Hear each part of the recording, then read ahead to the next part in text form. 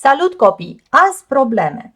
Am un patrulater ABCD, pe latura AB un punct M și prin M am construit paralelele. MN paralelă cu AC cu verde, MP paralelă cu AD cu albastru.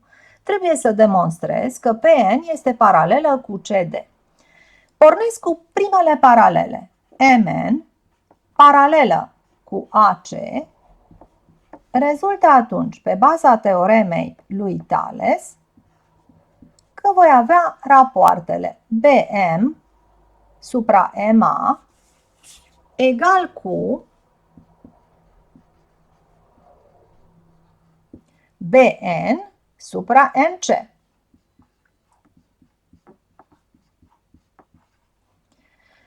Folosesc acum celelalte paralele. MP paralelă cu AD, cele albastre.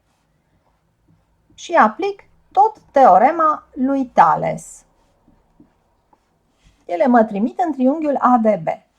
Observ că tot raportul BM supra MA îl am și aici, dar va fi egal cu BP supra PD.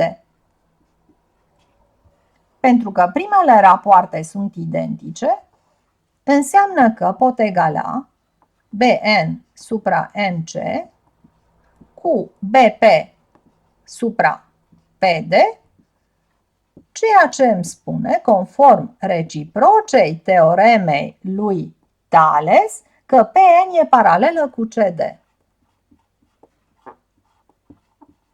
Și gata.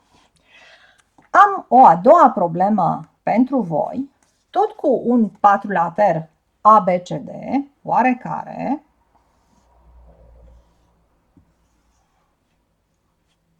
A, B, C, D.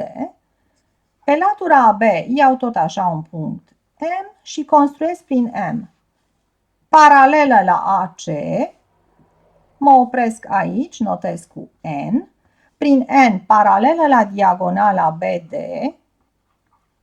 mă opresc pe latura CD, notez cu P și din P încă o paralelă la AC, mă opresc pe latura AD, notez cu Q și vreau să demonstrez că QM e paralelă cu BD.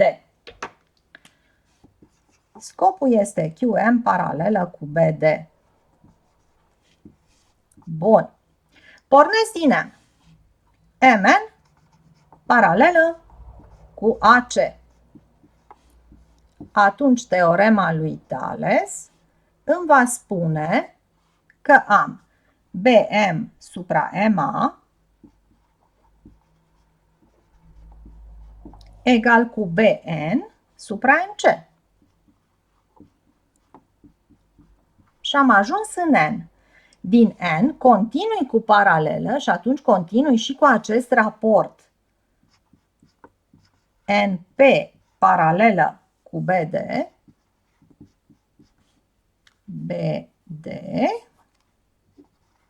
rezultă din teorema lui Thales, tot cu acest partener continui dansul paralelelor cu BN supra NC, urmăresc egal cu DP supra PC în acest triunghi.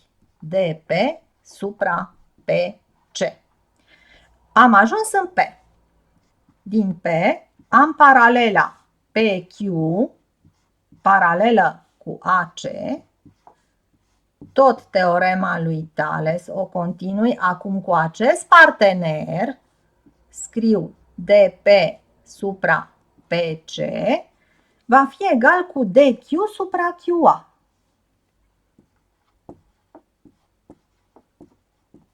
Și ia uitați-vă ce frumos au ieșit aceste rapoarte egale toate. Deci BM supra MA, primul va fi egal cu ultimul, DQ supra QA, de unde, conform reciprocei teoremei lui Thales, am că MQ paralelă cu BD. Pe curând!